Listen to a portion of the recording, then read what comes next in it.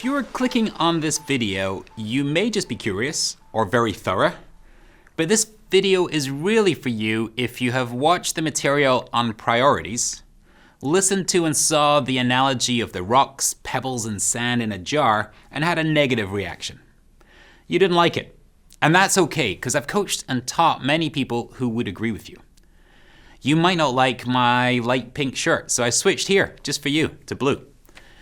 The purpose of this short video is to help preserve the benefit of identifying 3 to 5 key priorities and continue to base your connected leadership on the underlying research. I'm thinking in particular of the Nelson Cowan paper that I really like, The Magical Mystery 4, How Working Memory Capacity is Limited and Why. I want to help you build on the insight, but find a different analogy than rocks in your jar of life. First try. If you like the concept of the jar to convey the fixed nature of time, but don't like the rocks themselves in there, some people have called them cold, hard, and unforgiving, and they hurt when they're thrown, then how about sweet treats and candy? First, the 3 to 5 big pastries go in. Then the Ferrero Rocher candies, or big gobstopper sweets as we called them in Scotland. And then finally, the pop rocks or pixie dust, the stuff that you put on your tongue and fizzes. Okay, next one. If it would help you if we depart completely from rocks and jars for your brain to be liberated to think the way you want it to, how about a mobile that you hang above a baby's cot bed? First, you design the arms of the mobile. Under 3 doesn't work, and over 5 is too fussy, and they'll knock into each other. 4 is perfect, and 3 to 5 are definitely doable. The next level pebbles could be represented by the key extensions on the main arms. And the smallest level sand could be the smallest decorations hung on each of the extensions. In this example, it might help you to think because you can't even start assembling the mobile with the small decorations and no arms, so the ability to fritter away one's time on sand is gone in this analogy. Next up, I meet a few people who want an analogy that yearns for the outside world and nature, not wanting the confines of a jar or a room. How about imagining a new yard that has to be designed? You have room in this plot of land for only 3 to 5 big trees. Then you grow some bushes, and then the undergrowth, the grass, fills in the rest of the space. What are your big oak trees of life?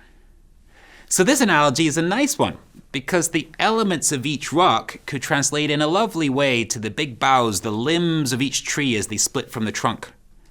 For instance, in my tree, representing my crazy wee family as I call them, the largest branches off the trunk could be my partnership with my wife, trying to raise good kids and cherishing and including the wider clan of grandparents and relatives.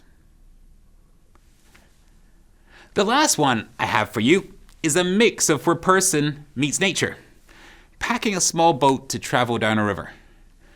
Dalio in Principles talks about the river of time relentlessly moving forward. You only have the choice of how to steer and make decisions at the obstacles and forks. You don't have the ability to stop the river, just make good choices. In our connected leadership framework on priorities, that includes what to pack in the boat. How about there's room for only 3 to 5 big bags under the seats?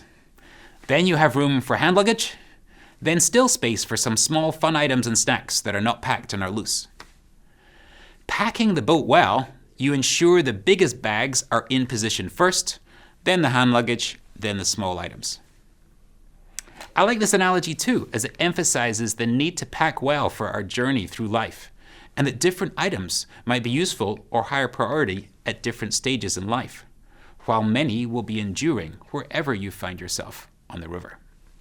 So in conclusion, in the if you don't like rocks, what else is there?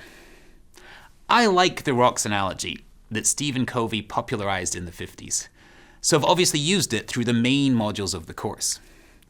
Many people have heard a version of it, and most catch on to it very quickly, especially when they see the visual. The examples I've just provided above get across the point, I think, just as well, and maybe even better for you. The key takeaway is to use the power of analogy and pictures and stories for you, not against you. I recommend changing the analogy for you if rocks in a jar is a negative, or indeed if one of the alternatives resonates more. Just like I am suggesting you revisit and reclaim a positive definition of leadership and becoming a leader, here it is worth internalizing a positive analogy to help you prioritize. So I hope my examples helped and you like the blue shirt, but maybe even better if you think of your own. And do send me an email so I can include it in a later version if you like. What really matters is that we think carefully and clearly about the few things that are most important to us, and pack them not only with clarity but with emotional power when we name them. What your 3 to 5 priorities are, in real life and in the analogy, are completely up to you.